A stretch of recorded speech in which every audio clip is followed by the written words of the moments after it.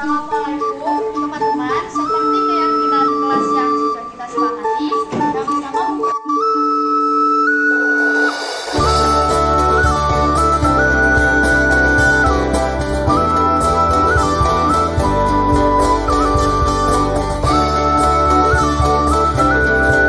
kehadiran Bapak Ibu untuk mengikuti kegiatan pada siang hari ini. Kegiatan siang hari ini di sela-sela kesibukan Bapak Ibu, yaitu adalah diseminasi budaya positif yang saya peroleh dari kegiatan program pendidikan guru penggerak angkatan 9. Bapak Ibu, sebelum memulai kegiatan, alangkah baiknya agar kegiatan kita dapat berjalan dengan lancar, kita awali dengan membaca basmalah bersama-sama. Bismillahirrahmanirrahim. Bapak Ibu, harapan dari diseminasi ini adalah yang pertama memang untuk tugas saya dari rangkaian calon guru penggerak angkatan 9. Namun demikian, harapan yang terbesar adalah apa yang saya dapatkan khususnya budaya positif di modul 1.4 yang saya dapatkan di program guru penggerak itu dapat tertularkan kepada Bapak Ibu khususnya di UPT SMP Negeri 1 Binangun gitu. Jadi kita belajar bersama-sama apa yang sudah saya pahami bisa saya keluarkan, kemudian mungkin Bapak Ibu sudah memahami juga materinya, kita bisa diskusikan bersama-sama. Begitu ya Bapak Ibu. Baik, pada kesempatan kali ini sebelum kita melangkah ke materi, ada beberapa pertanyaan pemantik, begitu ya Bapak Ibu. Yang pertama, apakah Bapak Ibu setuju bila 1. Pemberian hukuman dapat mendisiplinkan siswa? Setuju atau tidak Bapak Ibu? Saya ulangi ya, pemberian hukuman dapat mendisiplinkan siswa. Yang kedua, pemberian hadiah dapat meningkatkan prestasi siswa. Yang ketiga, guru harus mampu memberikan solusi dari permasalahan siswa. Dan berikutnya, guru berperan sebagai teman bagi siswa. Baik, dari keempat pertanyaan pemantik ini, nah ini nanti kita akan pelajari apakah jawaban Bapak Ibu sekarang sesuai atau tidak dengan budaya positif yang akan kita pelajari. Begitu ya Bapak Ibu? Nah, Bapak Ibu, dari pertanyaan pemantik itu kita akan gali lagi tentang budaya positif yang ada di sekolah kita. Bapak Ibu, apa sih budaya positif itu? Budaya positif itu adalah perwujudan dari nilai-nilai atau kebajikan universal yang diterapkan di sekolah. Pastinya setiap sekolah, setiap lembaga, atau mungkin di rumah itu kita menerapkan budaya-budaya yang pastinya bersifat tentang kebajikan. Tidak ada budaya itu yang tujuannya untuk yang tidak baik. Pastinya untuk membawa karakter atau budaya yang baik di lingkungan tempat kita berada. Nah, Bapak Ibu, ini nanti akan kita pelajari konsep inti untuk menciptakan budaya positif. Jadi budaya positif itu tidak serta-merta bisa terwujud kalau tidak ada proses dalam melalaminya.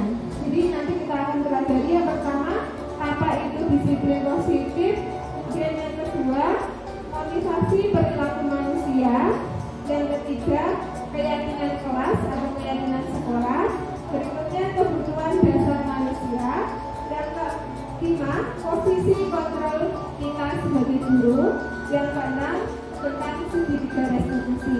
Mungkin ada yang sudah familiar dengan istilah tersebut atau mungkin ada yang sudah menjalankan tapi belum tahu istilahnya apa. Nanti kita belajar bersama-sama Bapak Ibu. Nah, Bapak Ibu, saya mengajak Bapak Ibu untuk mempraktekkan ini namanya cobalah buta. Ya, Bapak Ibu, ini diminta untuk bergandengan. Jadi kita membayangkan saja Bapak Ibu, jika kita dihadapkan pada satu keadaan di mana kita diminta untuk membuka genggaman tangan kita bayangkan di dalam genggaman tangan kita ini adalah sebuah harta yang sangat berharga atau prinsip hidup yang betul-betul kita pegang teguh. Kemudian satu orang atau beberapa orang mempengaruhi kita membuka genggaman tangan kita. Sudah bayangkan ini adalah di genggaman tangan kita ini adalah harta, sesuatu yang sangat berharga di dalam diri kita. Kemudian ada yang mempengaruhi kita, baik itu menggoda, mengiring-iring dengan sesuatu untuk membuka genggaman tangan kita. Kira-kira apa yang Bapak Ibu akan lakukan? Ada dua kemungkinan. Apakah kita tetap menggenggam tangan kita, ataukah kita akan membuka genggaman tangan kita? Itu ya Bapak Ibu. Nah, Bapak Ibu, apakah Anda atau B itu adalah yang sebagai pengaruh yang mempengaruhi untuk membuka genggaman tangan kita tadi? Apakah kita yang menggenggam tangan itu akan membuka atau menutup tangan kita? Mungkin ada yang menutup, ada yang tidak. Yang kedua, apakah Anda ketika mempengaruhi orang lain itu orang lain akan membuka tangannya? Ternyata di Bapak Ibu yang tadi tidak praktek ya dulu. Terus yang ketiga, apa alasan Bapak Ibu untuk memilih tetap menggenggam tangan atau membuka genggaman tangan Bapak Ibu? Ini ada alasannya. Oke, Bapak Ibu, kira-kira satu saja saya ingin tahu kenapa Bu Leni tadi sudah menutup ya? Kenapa Bu Leni memilih tetap menggenggam tangan Bu Leni? Untuk mempertahankan sesuatu yang sangat penting buat saya. Mungkin Bapak Ibu yang lain juga memiliki ide yang sama bahwa Bapak Ibu tetap mengapalkan tangan Bapak Ibu tidak membukanya, yaitu untuk mempertahankan prinsip yang diyakini. Begitu Bapak Ibu. Nah, sesungguhnya dalam kegiatan ini siapa yang memegang kendali atau kontrol terhadap diri kita? Kita sendiri ataukah orang lain? Kita sendiri. Kalaupun kita membuka tangan kita, itu bukan karena pengaruh dari orang lain, melainkan keinginan diri kita untuk membuka genggaman tangan kita, meskipun itu dipengaruhi oleh orang lain. Nah, Bapak Ibu, ini adalah beberapa miskonsepsi tentang makna kontrol. Jadi kembali lagi ke tadi, dari genggaman tangan tadi, bahwa kontrol diri itu sebenarnya yang bisa mengendalikan adalah diri sendiri. Begitu juga anak-anak. Sekuat apapun kita menyuruh anak untuk mengerjakan tugas, manakala anak-anak itu tidak memiliki motivasi intrinsik dari dalam dirinya, anak-anak itu pasti tidak akan mengerjakan. Ya mau bukan.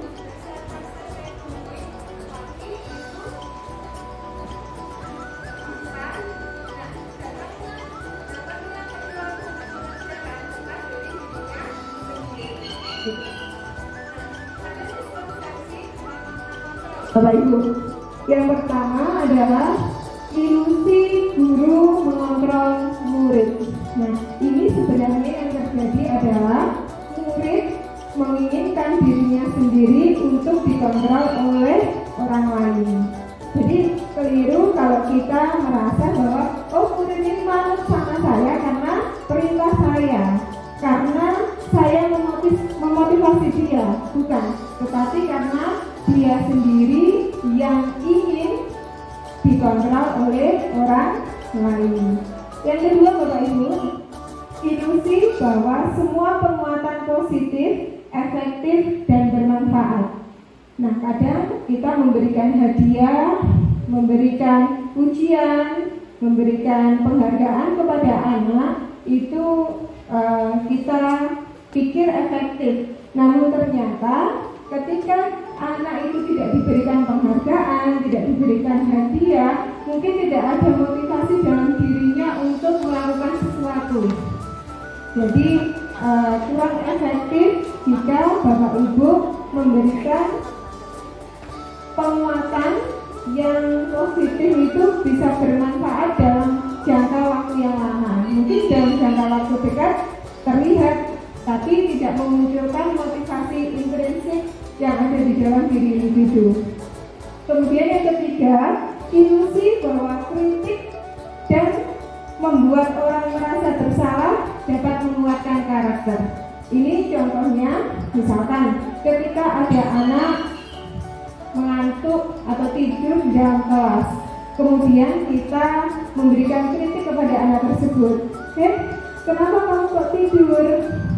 Apakah kamu gak kasihan sama Bapak Ibu guru yang ada di depan? Sudah capek-capek datang ke sini untuk memberikan pelajaran, tapi kalian malah rame, kalian malah tidur. Apakah kalian gak kasihan?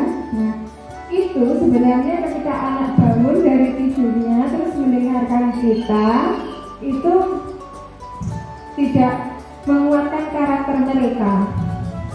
Jadi kritik yang apalagi kita berikan di depan orang banyak, itu malah akan melemahkan karakter mereka, membuat mental mereka menjadi tidak baik, gitu Bapak Ibu.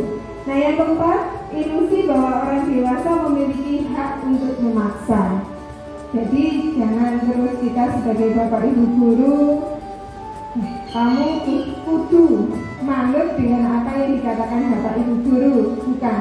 Tetapi harapannya adalah kembali lagi ke tadi, motivasi yang kita berikan bisa menimbulkan motivasi dari dalam diri anak itu sendiri, bukan dari paksaan kita, bukan dari apa yang kita berikan, bukan dari kontrol yang kita berikan kepada anak.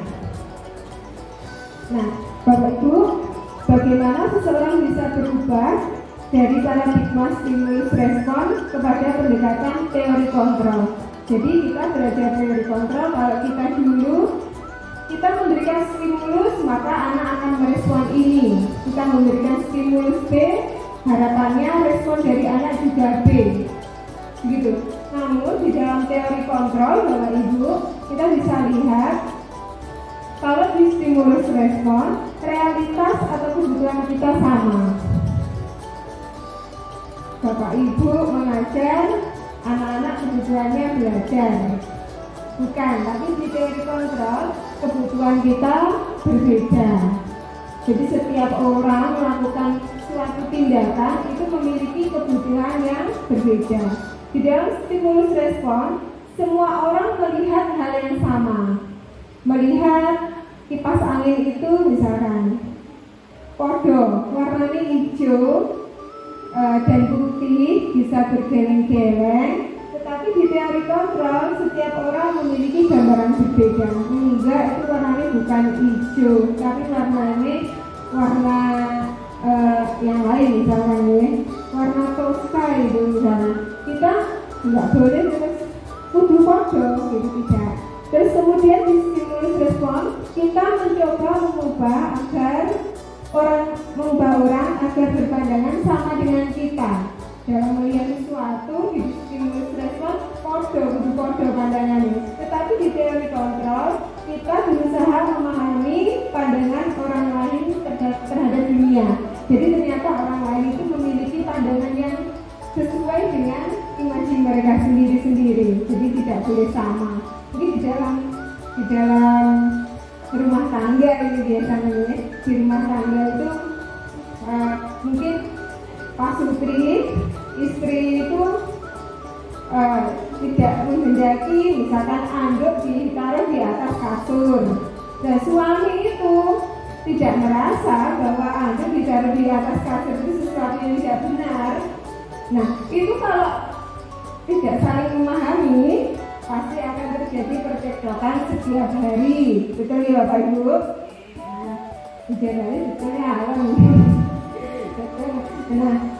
itu demikian, artinya begini Bapak Ibu, kalau kita memahami, oh pandangan suami itu ternyata anduk ditaruh di atas kasur itu nggak apa-apa, nanti kan bisa dijemur gitu. Tapi kalau istri nggak bisa memahami itu, ya akan jalan keharmonisan rumah tangga sama seperti guru dengan murid.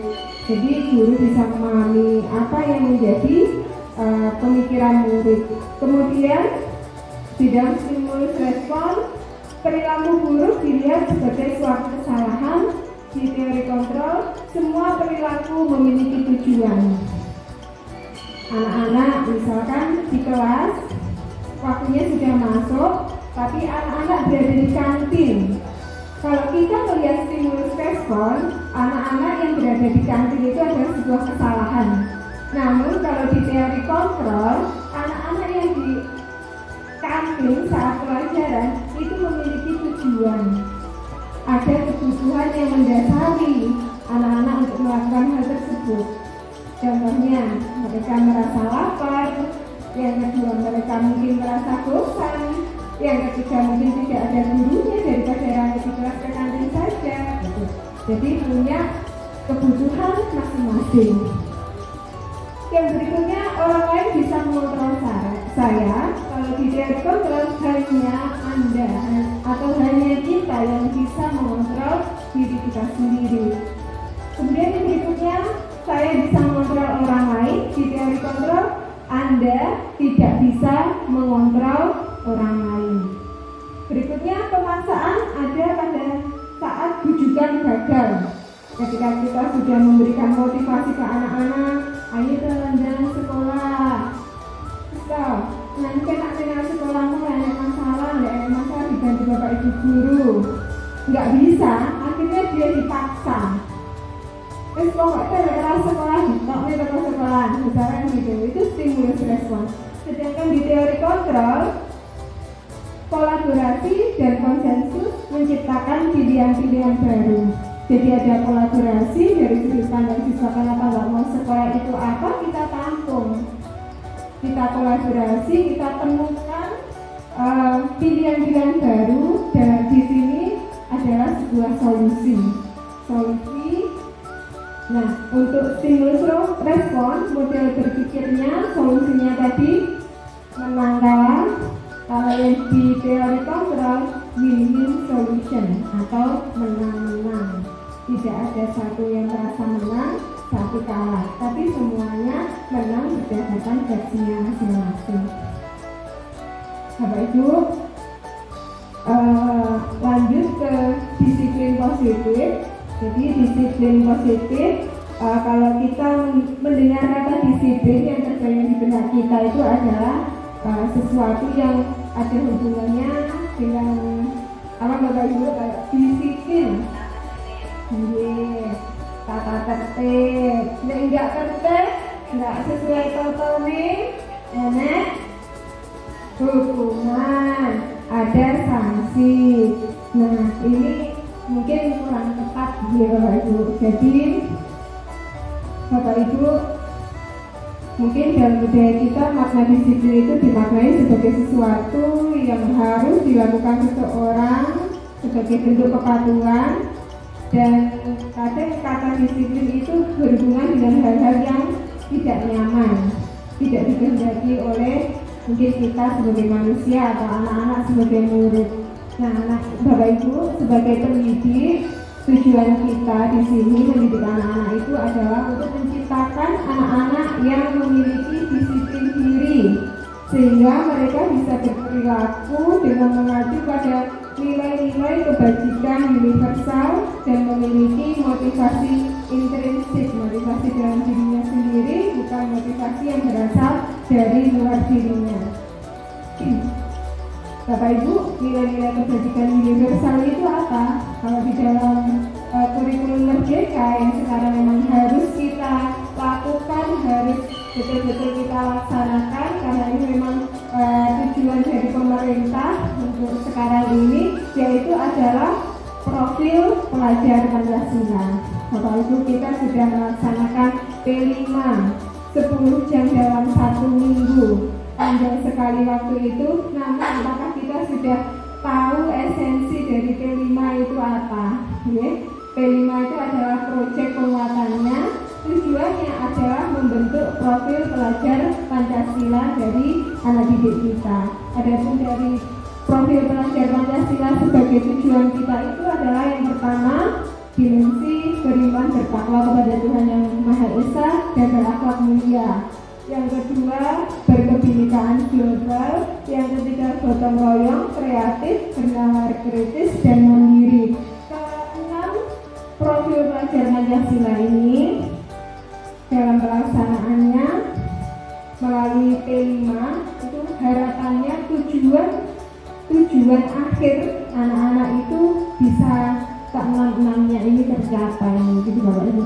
Melalui apa? Melalui budaya positif yang kita terapkan dalam lingkungan kelas ataupun lingkungan sekolah kita. Nah, Bapak Ibu, kembali lagi ke tadi itu, kenapa anak sampai ke kantin? Karena punya motivasi. Bapak Ibu, motivasi perilaku manusia itu ada 3, Bapak Ibu. Yang pertama, untuk menghindari ketidaknyamanan atau hukuman. Yang kedua, untuk mendapatkan imbalan atau penghargaan dari orang lain. Contohnya saja, Bapak Ibu, ketika kita ada absen sekarang yang diberlakukan itu setiap pagi, kita datang pagi sebelum jam 7, itu motivasinya yang pertama atau yang kedua, Bapak Ibu, kira-kira nggak absen untuk tidak dapat PPP misalnya. Itu kan contoh dari motivasi yang pertama, untuk menghindari ketidaknyamanan atau hukuman. Maksudnya nanti akan ditegur oleh Bapak Kepala Sekolah kalau kita sering terlambat. Itu motivasi yang pertama. Motivasi yang kedua, mendapatkan imbalan atau penghargaan dari orang lain. Nah, itu nggak disebut sebagai guru rajin kalau datangnya sering terlambat. Mana motivasi kita datang, misalnya datang pagi, atau motivasi kita masuk ke kelas dengan tertib, itu mana motivasi kita? Nah, dari keduanya ini harapannya menjadi motivasi yang ketiga, Bapak Ibu. Tidak lagi motivasi yang pertama atau yang kedua, tetapi betul-betul untuk menjadi orang yang diinginkan dan menghargai diri sendiri dengan nilai-nilai yang mereka percaya.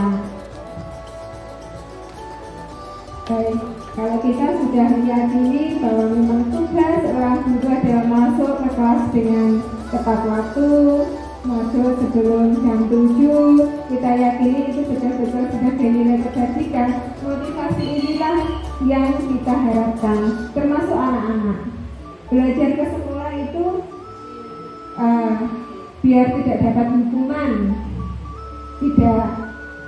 Belajar datang ke sekolah tepat waktu itu biar dapat penghargaan dari Bapak Ibu guru, tidak. Tetapi kita harapkan dengan budaya positif ini mereka datang ke sekolah, mereka mentaati peraturan, mereka mengerjakan tugas dengan baik. Itu betul-betul karena itulah yang mereka inginkan untuk menghargai dirinya sendiri dan nilai-nilai yang dia yakini. Gitu Bapak Ibu. Nah, Bapak Ibu,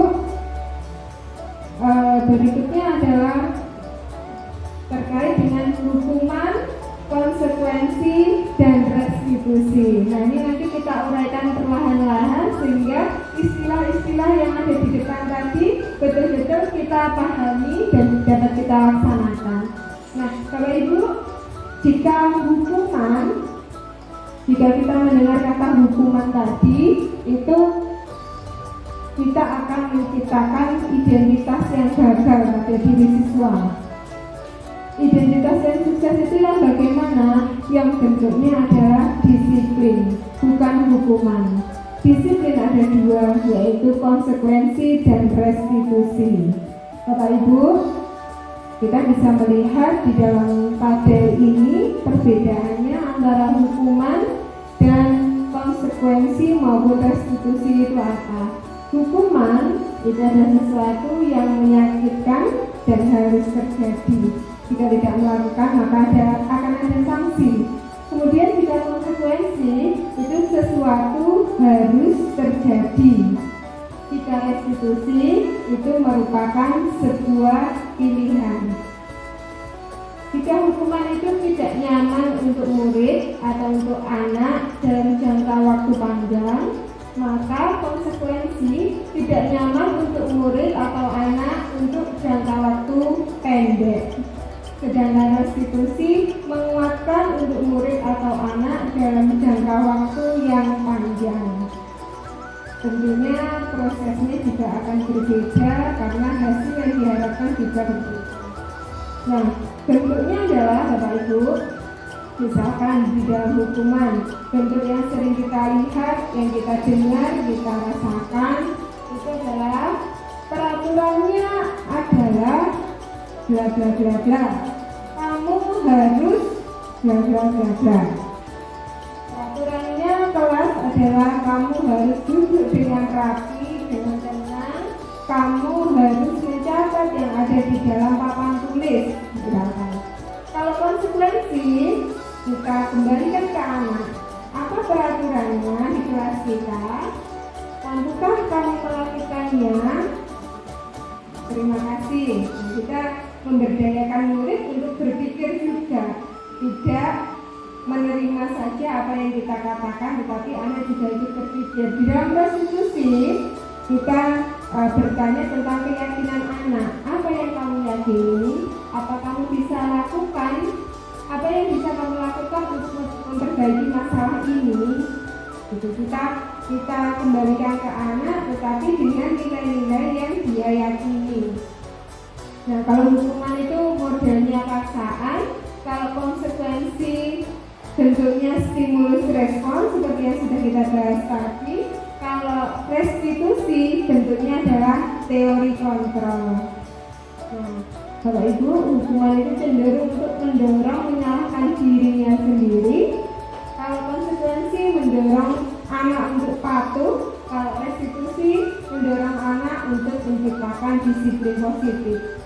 Sedangkan hukuman nanti berdampak pada konsep diri yang buruk. Kalau konsekuensi konsep diri yang baik. Kalau restitusi konsep diri yang kuat.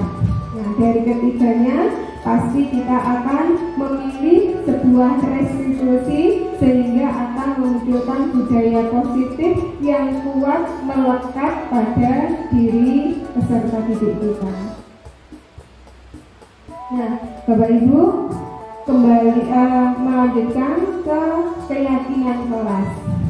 Teori kontrol tadi lebih pada keyakinan individu terhadap nilai-nilai kebajikan. Nah, apa sebagai Bapak Ibu, sebagai guru, ketika di dalam kelas kita bisa membuat keyakinan kelas.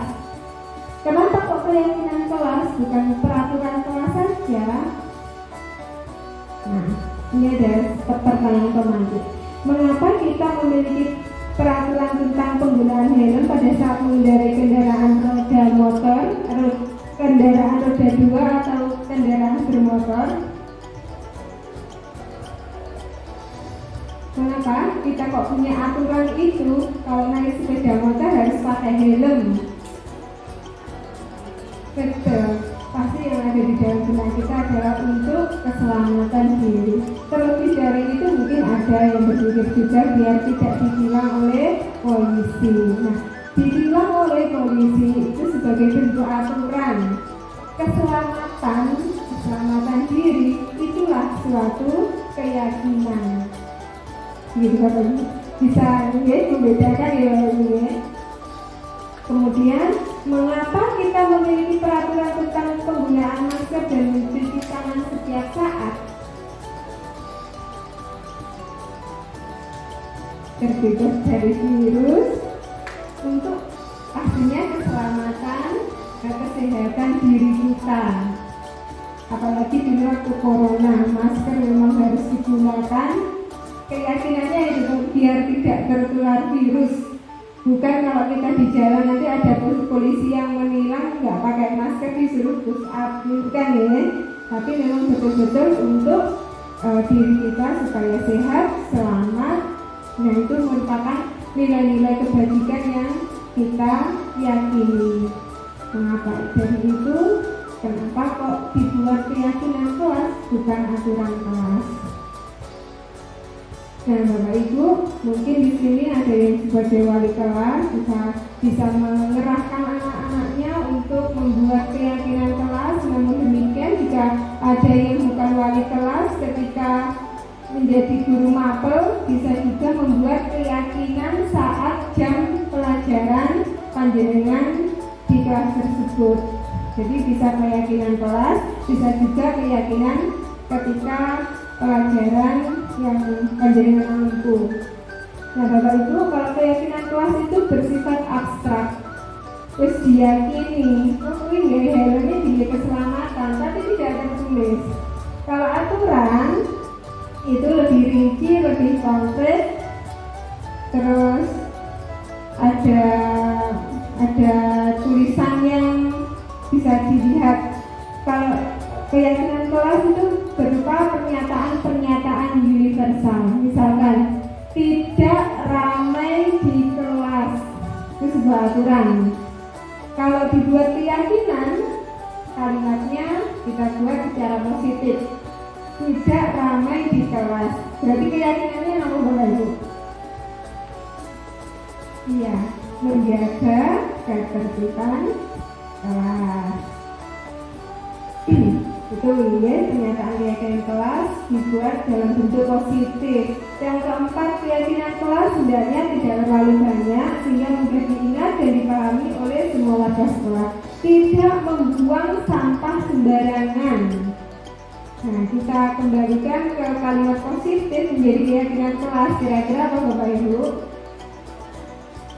Menjaga kebersihan kelas. Kemudian keyakinan kelas sebaiknya sesuatu yang dapat diterapkan di lingkungan tersebut.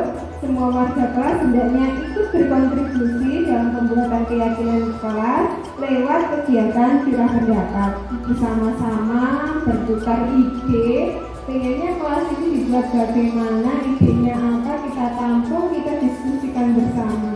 Berikutnya, bersedia meninjau kembali keyakinan kelas dari waktu ke waktu supaya semakin yakin dengan apa yang sudah dituliskan. Ini itu contoh keyakinan kelas dari kesepakatan kelas 7B yang saya buat bersama anak-anak. Banyak ide dari anak-anak, kemudian kita simpulkan dari ide anak-anak tersebut menjadi keyakinan kelas. Nah, Bapak Ibu, kita lanjutkan ke kebutuhan dasar. Jadi tadi motivasi, kemudian keyakinan, sekarang kebutuhan dasar manusia itu yang pertama adalah bertahan hidup. Jadi setiap orang melakukan sesuatu hal pasti memiliki kebutuhan dasar. Anak yang pergi ke kantin tadi memiliki motivasi beraneka ragam karena memang untuk memenuhi kebutuhan dasar hidupnya. Kira-kira anak kantin tadi untuk memenuhi yang mana, Bapak Ibu? Bertahan hidup, kasih sayang dan rasa diterima, penguasaan, kebebasan atau kesenangan.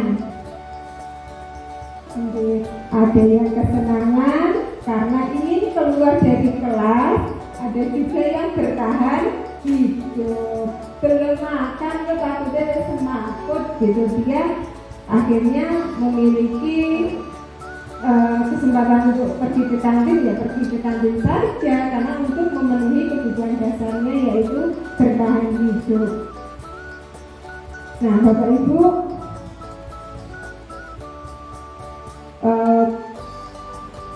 posisi kontrol seorang guru itu antara lain adalah penghukum, kemudian pembuat orang merasa bersalah, yang ketiga perilaku kontrol guru sebagai teman, perilaku kontrol guru sebagai pemantau, dan kontrol guru sebagai manajer.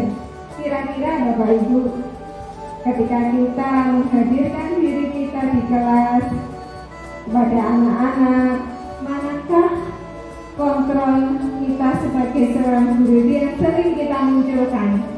Apakah sebagai penghukum, ataukah sampai dengan manajer.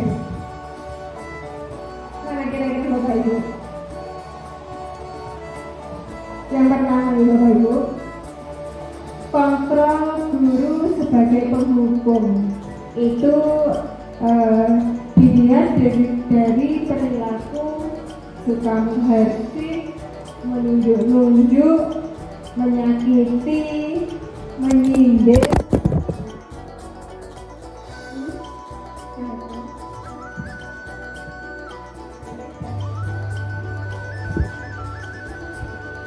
Jadi kita lanjutkan, itu kontrol guru sebagai penghukum.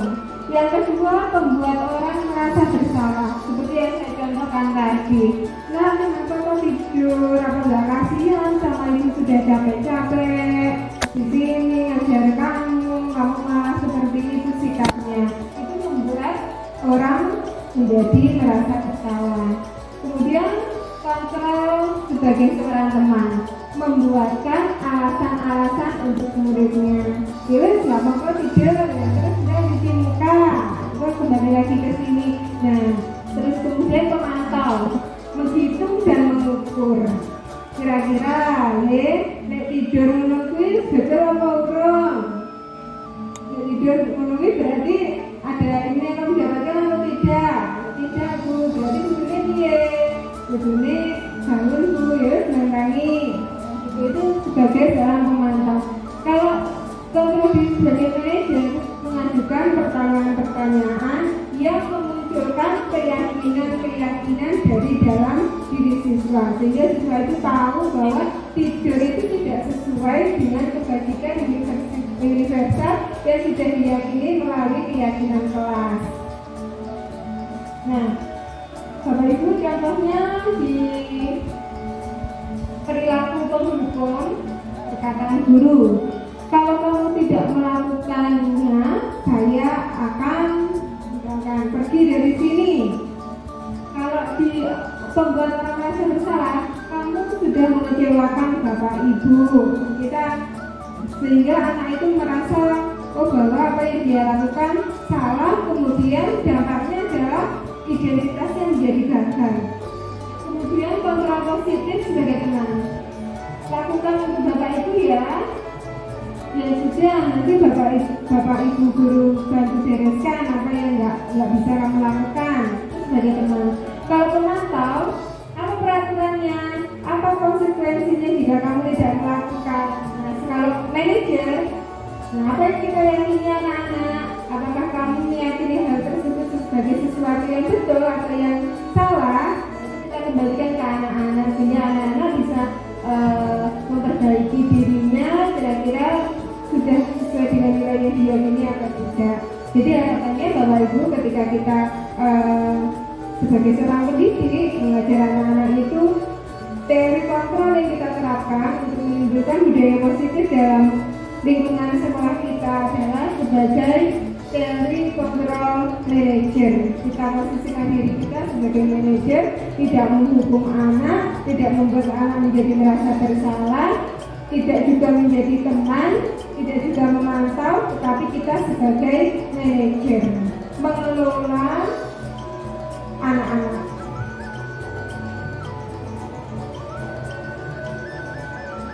Nah ini ya Bapak Ibu, kalau dari kita menerapkan sebagai teori kontrol penghukum, maka hasilnya anak akan, ini bisa kita terapkan juga di rumah nih Bapak Ibu, kepada anak kita yang sudah memiliki anak. Itu hasilnya anak akan memberontak, menjadi pendendam, menyalahkan orang lain. Itu bisa kita lihat karakter anak nanti akan seperti itu kalau kita memposisikan diri sebagai penghukum. Kalau membuat rasa bersalah, anak akan menyembunyikan, menyangkal, berbohong, karena akan menutupi identitasnya yang gagal tadi itu. Kalau sebagai teman, dia akan ketergantungan kepada orang tuanya, ketergantungan kepada bapak ibu guru, karena merasa kalau dia kesulitan langsung akan dibantu oleh orang tua atau oleh bapak ibu guru. Kalau kontrolnya sebagai pemantau, menyesuaikan sekedar diawasi saja. Kalau tidak ada bapak ibu guru, maka dia akan melakukan perilaku atau tindakan yang lain yang tidak sesuai. Kalau sebagai manajer, anak akan terkuatkan watak maupun karakternya. Begini bapak ibu, murid, saya nggak peduli. Itu kalau teori kontrol kita sebagai hukum. Maafkan saya Pak, itu kalau posisi kita sebagai pembuat merasa bersalah. Saya pikir Bapak atau Ibu teman saya, itu kalau kita posisikan diri kita sebagai teman, saya akan dapat berapa bintang kalau melakukan hal tersebut. Nah itu kalau kita sebagai pemantau, karena ada harapan yang diinginkan oleh anak-anak terhadap apa yang dia lakukan. Kemudian kalau yang teori manajer, kontrol manajer, bagaimana caranya agar saya bisa memperbaiki keadaan ini? Saya akan memperbaiki masalah ini dengan, karena dia punya keyakinan sehingga dia bisa memunculkan solusi dari apa yang dia rasakan. Bapak Ibu, ini hampir terakhir ya Bapak Ibu. Ini adalah segitiga restitusi. Jadi teori kontrol tadi hubungannya adalah bukan hukuman, bukan juga konsekuensi, tetapi restitusi. Nah ini bisa kita terapkan manakala ada kita menemukan anak yang mengalami permasalahan atau yang tidak sesuai dengan keyakinan kelas atau tidak sesuai dengan nilai-nilai kebajikan. Ini yang bisa kita lakukan sebagai pendidik adalah melaksanakan segitiga restitusi. Kenapa disebut segitiga? Karena ada 3 tahapan atau 3 proses yang bisa kita lakukan untuk mengatasi jika kita menemukan anak yang bermasalah. Ya, itu tujuannya dari segitiga restitusi sendiri adalah menghasilkan murid yang mandiri dan bertanggung jawab sesuai dengan penguatan karakter yang kita bahas di awal tadi. Pertama, segitiga restitusi yang bisa kita lakukan adalah menstabilkan identitas. Yang kedua, memvalidasi tindakan yang salah. Dan yang ketiga, menanyakan keyakinan. Bapak Ibu, ini misalkan terjadi contoh prakteknya. Misalkan kita mendapati anak-anak yang terlambat masuk ke kelas, kita sudah berada di dalam, anak-anak tersebut baru masuk beberapa menit ketika kita sudah berada di dalam. Tentunya kalau kita sudah mempelajari yang di depan tadi ya, bukan teori menghukum, bukan teori membuat merasa bersalah, tetapi kita ke teori kontrol sebagai manajer. Ini yang harus kita lakukan. Yang pertama tadi, menstabilkan identitas. Anak, kita sudah masuk, anak baru datang, kita tanyakan dari mana? Dari mana biasanya Bapak Ibu? Dari kantin ya. Dari kantin, mohon maaf Bu, saya dari kantin. Yang tentunya kita tidak langsung menunjuk, tidak langsung menghardik, tidak langsung memberikan hukuman, karena tujuan kita tadi adalah membuat restitusi. Ya Bapak Ibu, membuat disiplin. Kita bisa dengan pertanyaan seperti ini. Kenapa kamu ke kantin? Nah ini loh Bu, saya beli makan karena lapar Bu. Ya, setiap orang itu pasti memiliki rasa lapar. Setiap orang itu butuh untuk hidup, butuh untuk makan. Sama, Bu Guru juga. Ketika Bu Guru lapar, Bu Guru pasti akan mencari makanan. Dan itu ada di kantin. Betul, Bu Guru juga akan ke kantin kalau Bu Guru lapar. Namun, tidak ke kantin, nanti memvalidasi tindakan yang salah. Yang tadi menstabilkan identitas, tidak langsung menyalahkan, tetapi kita menstabilkan anak supaya orang dia menukui lebih bakal memenuhi kebutuhan dasarnya. Kemudian kita mengarahkan ke memvalidasi tindakan yang salah. Ya, menstabilkan identitas itu bukan berarti kita membenarkan apa yang dia lakukan, tetapi kita langsung menggiringnya ke memvalidasi tindakan yang salah. Namun, kalau ke kantinnya saat jam pelajaran, itu kira-kira bagaimana? Seorang akan menjawab, oh, tidak betul Bu, bukan itu. Ya, kita misalkan Bu Guru tidak mencari siapa yang salah, siapa yang benar, tapi kita sama-sama yuk cari solusi ketika kita melakukan permasalahan. Nah, anak akhirnya akan terpancing, oh aku keliru, tidak merasa ketakutan karena di awal kita tidak menghukum, tetapi kita melakukan menstabilkan identitas tadi.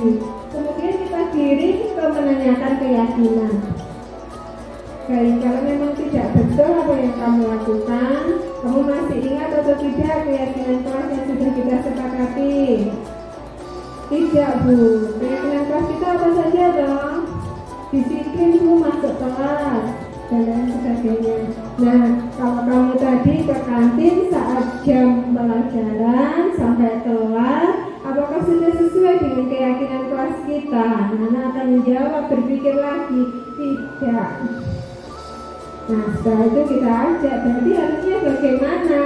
Nah, anak akan berpikir lagi, oh harusnya seperti ini. Nah, itulah yang kita harapkan, bahwa ketika ada masalah, anak-anak bisa menggali permasalahan itu bagaimana asalnya, harusnya bagaimana. Mereka menemukan solusi sendiri dari pancingan kita. Ya, jadi kita tidak menghukum, kita tidak menyuruh anak seperti ini, tetapi muncul sendiri dari motivasi intrinsik anak-anak. Begitu Bapak Ibu. Nah, ini sudah, terima kasih. Sekiranya seperti itu mungkin kita sudah mempraktekannya dalam kehidupan sehari-hari, di dalam kelas maupun di sekolah maupun di rumah. Namun terkadang kita belum mengetahui istilah-istilah yang ada di dalam kurikulum merdeka. Yes. Kenapa kok disebut kurikulum merdeka? Karena itu yang harus kita ketahui sekarang, yang harus kita ambil ilmunya sekarang untuk diterapkan. Jadi kalau ada ilmu baru, ya kita ikuti, karena ilmu itu tidak stagnan, tapi ilmu itu berjalan terus. Nah, Bapak Ibu, kalau tadi di awal ada pertanyaan pemantik tentang budaya positif, sekarang saya kembalikan ya Bapak Ibu. Pemberian hukuman apakah dapat mendisiplinkan siswa? Nah, tidak. Pemberian hadiah dapat meningkatkan prestasi siswa? Bisa, tetapi tidak selalu. Guru harus mampu memberikan solusi dari permasalahan siswa. Apakah harus? Tidak harus, karena motivasi intrinsik keyakinan itu berasal dari siswa sendiri. Yang keempat, apakah guru berperan sebagai teman bagi siswa? Seharusnya tidak, tetapi kita menjadi atau kontrol kita adalah sebagai seorang manajer. Mungkin Bapak Ibu, jika itu kita lakukan bersama-sama, kita kompak dalam bertindak karena tujuan kita adalah sama, pastinya menginginkan karakter anak itu menjadi karakter yang luar biasa, yang baik sesuai dengan nilai-nilai kebajikan yang ada di lingkungan kita. Begitu kiranya Bapak Ibu yang bisa saya sampaikan. Mungkin Bapak Ibu ada yang perlu kita diskusikan agar yang saya sampaikan tadi belum tentu terus betul semua gitu, tidak ya Bapak Ibu. Mungkin ada pertanyaan dari Bapak Ibu, saya persilakan. Ada? Ini ada mungkin?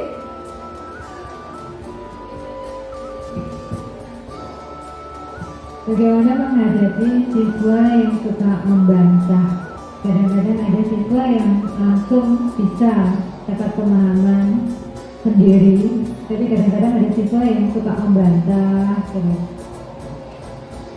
Baik, terima kasih Bu Leni atas pertanyaan yang diajukan. Jadi pertanyaannya Bu Leni adalah bagaimana mengatasi siswa yang suka membantah. Baik Bapak Ibu, kita tahu semuanya bahwa karakter anak itu berbeda-beda. Dengan perlakuan yang sama mungkin hasilnya juga akan berbeda. Namun demikian, dari rangkaian yang kita sudah pelajari tadi, intinya ketika ada permasalahan pada diri anak yang tidak sesuai, maka kita giring menuju ke keyakinan yang bersifat kebajikan tadi itu. Kita berikan pemahaman.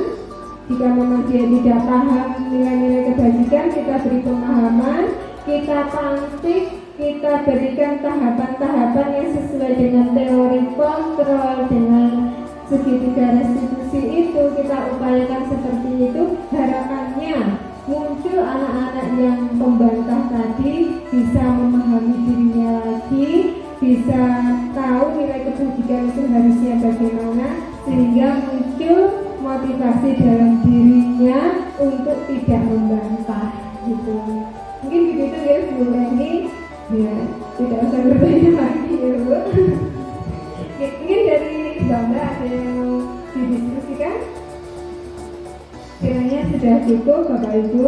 Terima kasih atas waktu yang diberikan kepada saya. Mungkin ini tahapan dari proses belajar saya sebagai PGP.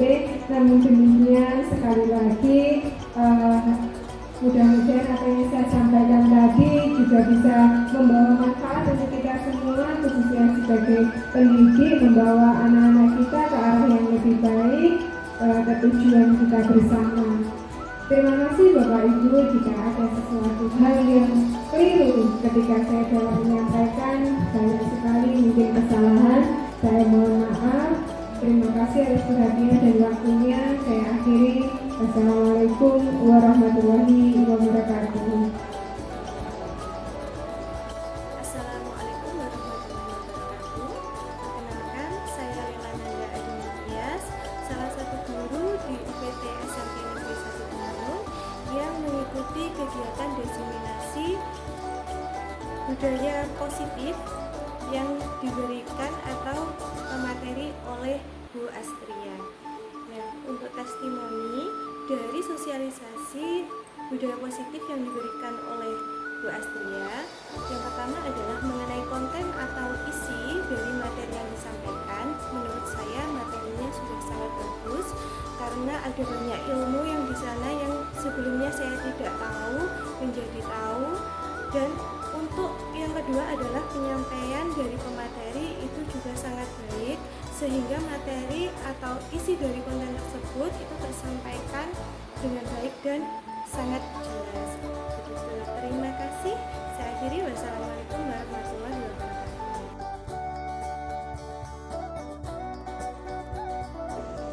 Assalamualaikum warahmatullahi wabarakatuh.